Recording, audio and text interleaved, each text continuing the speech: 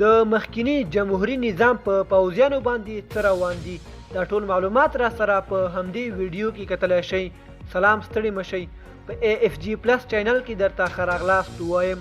AFG پلس چینل تل ستاسو په چوپړ کې، نو همدا اوس در سره چینل سبسکرایب کړئ. د مخکینی جمهوریت نظام د پوځیانو دا اندېښنې په داسې حال کې دي چې پر افغانستان د طالبانو تر واکمنېدو وروسته او د دوی د حکومت لخوا د عمومي عفو له اعلان سره سره د بیلابیلو راپورونو په بنسټ په پلازمینې کابل او یو شمېر نورو ولایتونو کې یو شمېر پخواني پوځیان د وسلوالو لخوا وژل شوي دي.